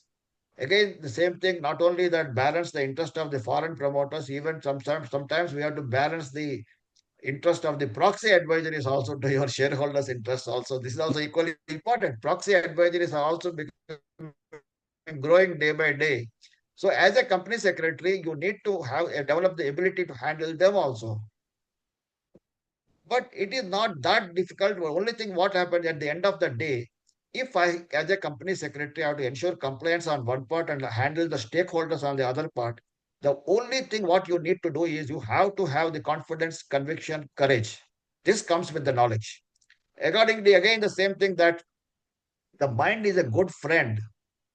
if you want to make the mind as a slave, or you become a slave to the mind. This is more or less what Shujat has said. As far as technology is concerned, you make the technology as your slave. Don't become the slave to the technology. Till the time you are able to make the technology as your slave, you can do wonders as a company secretary. This is my small wrap up of the session, whatever we have. One thing I learned today, you are all institutions at your own respective domains. This kind of a 2-hour program is nothing. It will just, we have scratched the surface today. Maybe a time has come that we have to have a kind of fire chat with every one of you, which we may plan out in future, a 1-hour fire chat with each one of you, so that we can get more knowledge and can give that participants will gain more with your experience. Because working with the kind of organizations where you have worked is not a small thing, and reaching to the position where you have reached it. Certainly, we are going to encash the opportunity, and I'm sure that you will also accept our future requests like this and disseminate your knowledge across. Thanks very much once again, Rajan, Murli, Shujat. KSR unfortunately could not join. Atul Bhai, Bala, Deepthi, thanks very much once again from the bottom of my heart. The way we thought we will have our 200th milestone, to a large extent, we have achieved our aim, which have achieved our objective. Thanks very much, participants, for your patient hearing. I'm handing over back to you, Deepthi. Yeah, Sudhakar, Atul Bhai, you want to thanks. say something, okay, that Yeah. anything, every one of you, just So, one liners, if every one of you want to say something about this Yeah, program. sure. Yeah. So Uh, I'll start with it. So it's more of a not a hard work, but then it should be a smart work, adaptability, and continuous learning. That's what I was just wanted to say. Thank you. Yeah. Rajan? Yeah, I will only say one word: passion. Passion for your work. Excellent. Thanks. Mr. Murli? Rajan, you and me are on the same school because I said passion is my religion. That is what my tagline. Yeah. Yeah, Yeah, Mr. I'm, Mun. I mean, just Mr. on the Murli? learning. Yeah, just on the learning, we spoke about AI sustainability. I think the biggest positive all company secretaries have, you already have dealt with the complexities in terms of the regulations. So nothing is impossible. No barrier can be there to you excelling in these areas as well. Use the same passion that you have for learning for those areas as well. Yeah, Sujat? Thanks. I think keep moving. I mean, we continue to learn. I mean, that's the only thing I can say. And we are all students only. That's what I can say. Thanks for the opportunity. Good job, Mehta and Mehta, for this knowledge sharing sessions. Thank you. Mr. Bala? I would only say, voices to people learn from others' experience. This excellent platform bring the voices to people here. We should continuously start learning from them. We have to shape up our career. That is one thing. Second thing is there we need to have a courage of conviction. Whatever we want to say. That's it. Thank you. Thanks, everyone. Thanks, all the participants. Thanks, all the panelists. Thank you for your time, your sharing experience, knowledge, and wisdom. Thanks a lot. Thank you. Thank you. Bye-bye. Thank you. Thank you. Thank you. Good day to all of you.